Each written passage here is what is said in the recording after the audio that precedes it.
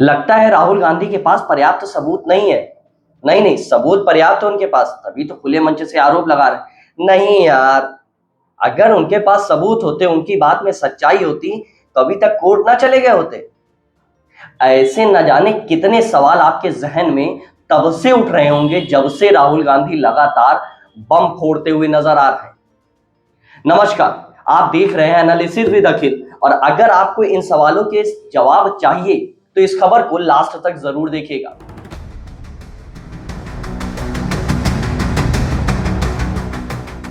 So, first of all, this is not the H bomb. H bomb is coming. आज हम बात करेंगे एक ऐसे विषय की जो हमारे लोकतंत्र की बुनियाद से जुड़ा हुआ है। चुनाव आयोग, जो चुनाव की निष्पक्षता का पहरेदार है, उस पर मुकदमा नहीं चल सकता। जी हां, एक नया कानून आया है और उसके बाद ये सवाल उठने लगे हैं। क्या अब कोई भी चुनाव आयुक्त अपने आधिकारिक कर्तव्यों की आड़ में कुछ भी कर सकता है? बड़ा सवाल है। और सबसे बड़ा सवाल तो यह है कि अगर सबूत होते हुए भी नेता कोर्ट नहीं जा पा रहे, तो क्या सचमुच सिस्टम से न्याय मिलना बंद हो गया है? आइए चलते हैं, सबसे पहले आपको बताते हैं कानून कहता क्या है। साल 2023 में संसद में एक बिल पास हुआ, नाम है chief election commissioner and other election commissioner appointment condition of service and term of office act 2023। इसमें दो बड़ी बातें थी। चुनाव आयोग की नियुक्ति प्रक्रिया बदल दी गई। दूसरी बात और सबसे विवादास्पद, अब उनके आधिकारिक कार्यों के लिए उनके खिलाफ कोई आपराधिक या सिविल मुकदमा नहीं चलाया जा सकता। यानी अगर कोई चुनाव आयुक्त आधिकारिक कार्य के तहत कोई फैसला लेता है, सही या गलत, तो उसके खिलाफ कोर्ट में केस नहीं चल सकता। अब चलते हैं आखिरकार इम्यूनिटी का मतलब क्या होता है, यह समझाने का प्रयास करते हैं। यह सुरक्षा यानी इम्यूनिटी सिर्फ चुनाव आयुक्तों को उनके ऑफिशियल ड्यूटी के तहत मिली है। मतलब अगर उन्होंने वोटिंग मशीन की व्यवस्था की, वोटिंग तारीख तय की, आचार संहिता लागू की और इन फैसलों में कोई विवाद हो गया, तो उन पर केस नहीं होगा। लेकिन सवाल उठता है, अगर कोई गड़बड़ी होती है या जानबूझकर पक्षपात होता है, क्या तब भी कोर्ट बंद है? जवाब है शायद हां और शायद नहीं। बात करेंगे राहुल गांधी क्यों नहीं जा रहे हैं कोर्ट।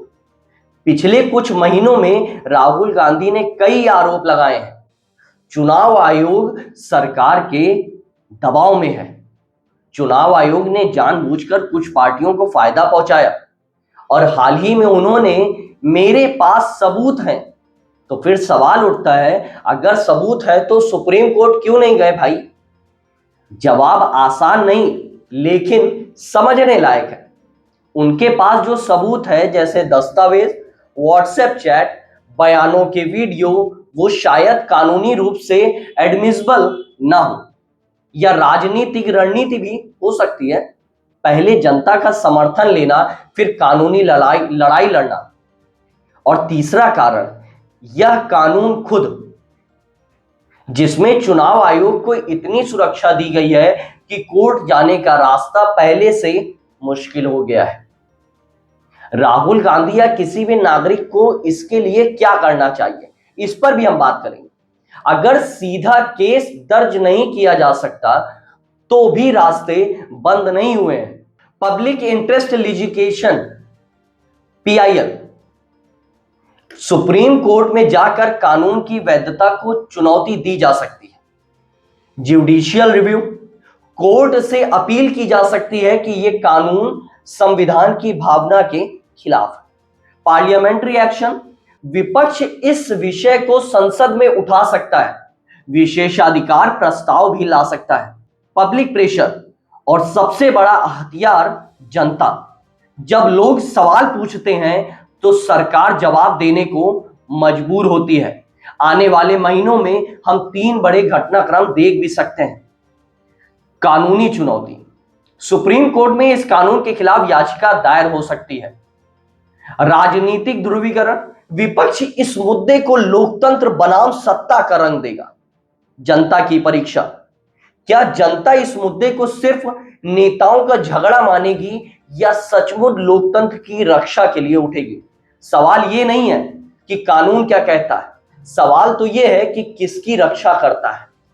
क्या वह जनता की रक्षा करता है या सत्ता की?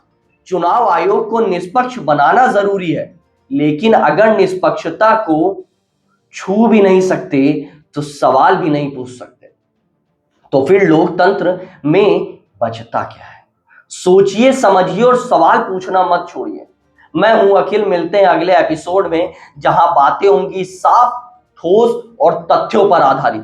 तब तक के लिए नमस्कार। हमारा लोकतंत्र सवाल पूछने की आजादी पर टिका है। इस शो का मकसद किसी संस्था की छवि बिगाड़ना नहीं, बल्कि जनता को समझाना है कि संविधान, कानून, नीतियों का असर हमारे जीवन पर कैसे पड़ता है। यदि प्रस्तुत जानकारी में कोई त्रुटि हो तो हमें सूचित करें, हम तथ्यों के साथ सुधार प्रस्तुत करेंगे। धन्यवाद। आप देख रहे थे एनालिसिस विद अखिल, जहां सवालों से जवाब निकाले जाते हैं, शोर से नहीं।